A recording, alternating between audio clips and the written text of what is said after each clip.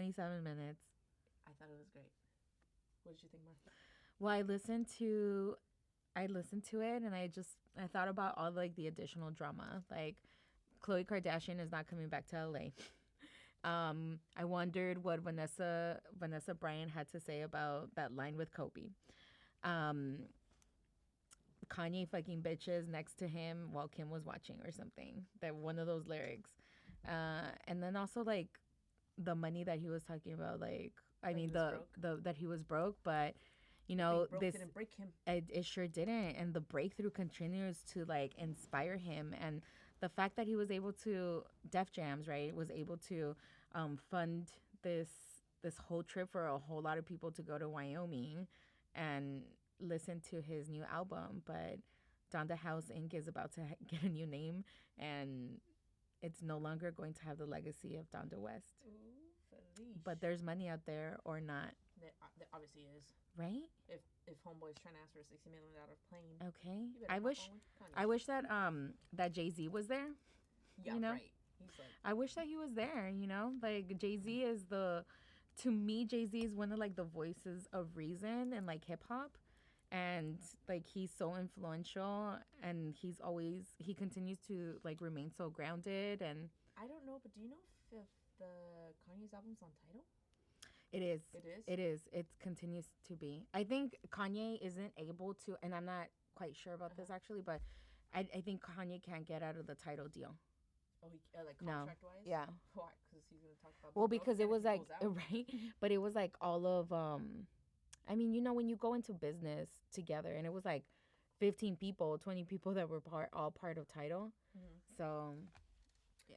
But Well- Title seems to be getting it together. So Martha and I are kind of on opposite ends of the spectrum here when it comes to Kanye. She's still like, nah, and I'm like, yeah, because he. I don't know if you guys. Well, we're in LA, Los Angeles here, so we listened to Big Boy on 92.3, The Braille. And he was at the listening party with Kanye, so he got a little interview with him. It's like a 10, 11-minute interview, and it's pretty good. I really liked it. I love the way Big Boy interviews people. It's like, that's family right there. And he asked Kanye, you know, like, after the whole talking about slavery was a choice thing, and he talked about how the album, he completely remade it after he came out on TMZ because he was like, you know, I just had to scratch everything, started over. And he talks about how some people, or like his fans, some of them were like, oh, hell no, like I can't stand beside you anymore. But then some people were like, yeah, we still love you. And Kanye said, you know, it's like I'm paraphrasing again, but it's like having that family member that, you know, you love your family, but you don't necessarily have to like them. And he's like, you know, I've been in the game for so long that is why people kind of had mixed reactions to me. You know, they love me as family, but they didn't like what I said. So he's like, I can see why, you know, it turned out that way. So That interview was so good. Yeah, listen to that interview. It's on YouTube. Real 92.3, Big Boy. Okay. I love Big Boy too. I love the way that he, like you said, the way that he interviewed him. One of the things that I thought about while he was like interviewing him and how easy it was for Kanye to divulge so much information about like not exactly what type of mental health issue he has, but clearly that he does have one.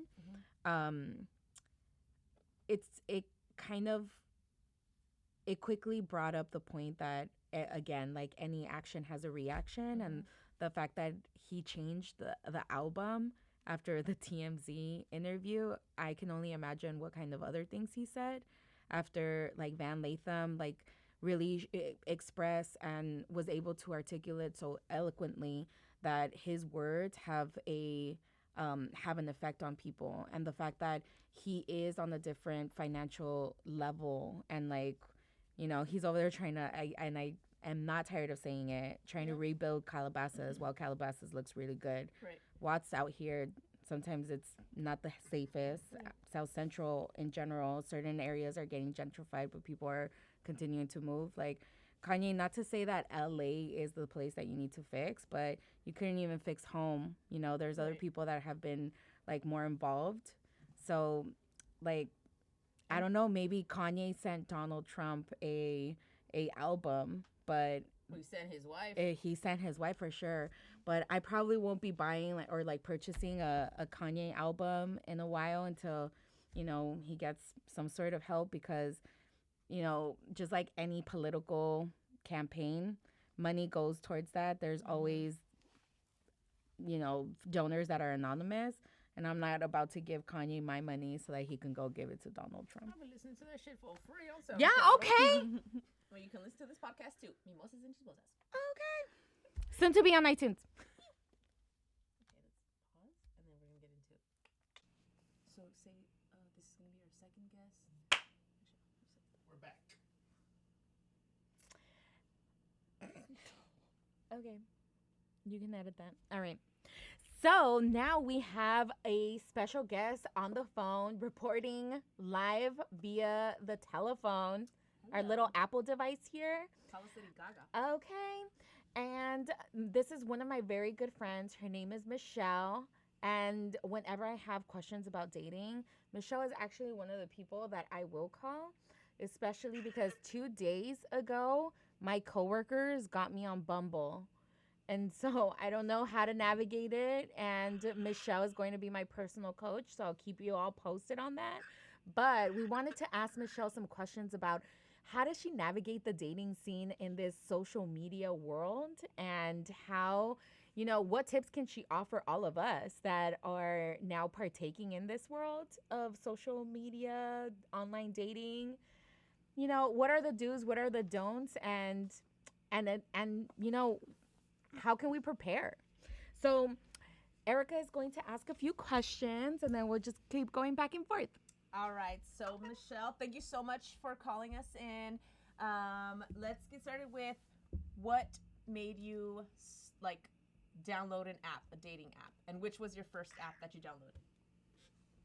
Sure. So first of all, I used to be very much against online dating. I didn't believe in that. I used to judge people for it, but then, after I had been single for some time, I realized that that's just the world that we live in today. Something that we have to embrace is the fact that we all live on our phones to some extent. Right.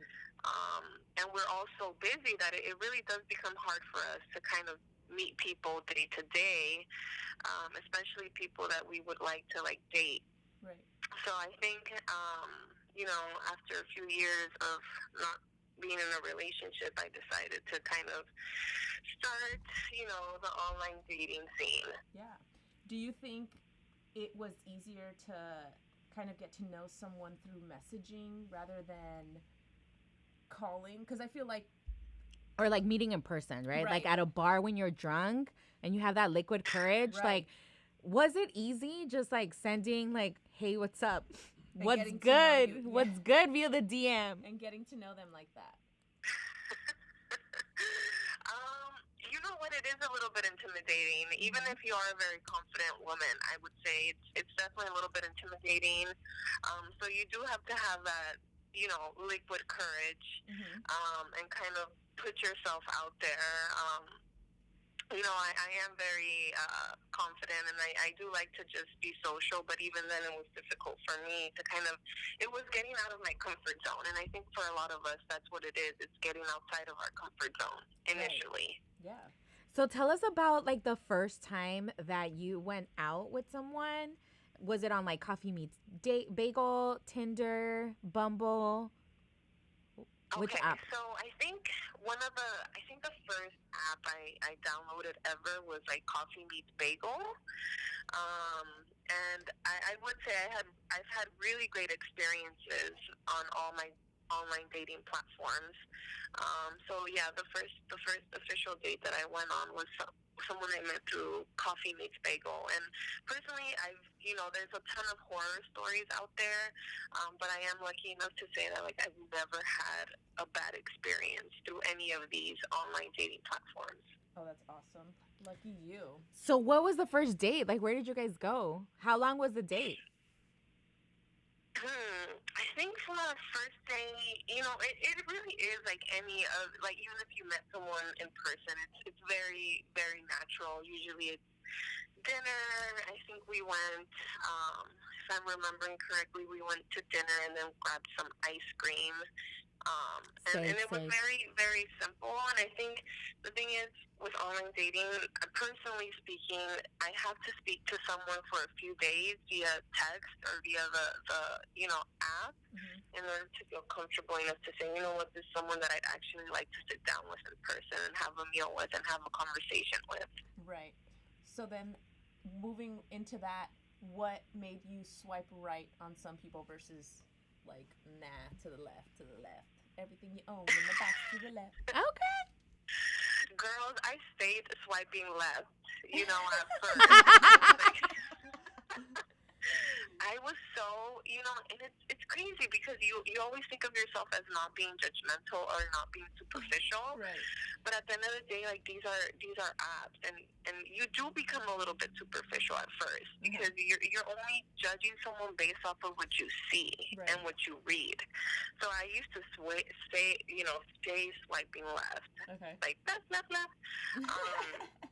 But I think as time has gone on and as I've progressed in like the dating world nowadays, I've come to realize that you cannot be judgmental and superficial like that because there's a ton of great people out there, and if you swipe left on, if you see one little thing that you don't like and you swipe left, then you can really be missing out on an opportunity to get to know someone really great. So I think for me at first it was more like I was just making, basic initial judgments on someone without really trying to get to know them. Yeah. Michelle, what did you have on your profile? Yeah, what was your profile like? Oh, my profile at first was so dry. Oh my God, I didn't even want to do it myself. I think I just had what I did for like a living, and did they know where you worked? Like exactly where you worked? No. I would just make it very generic. So I work in education, and I like this and that, like very, very generic things, because I think that's something that you can talk about, that can be a conversation starter in general. So I don't think you should put all your business out there at first. Yeah. If you're getting to know someone, that's when you can talk about, what you actually do. So it was very generic.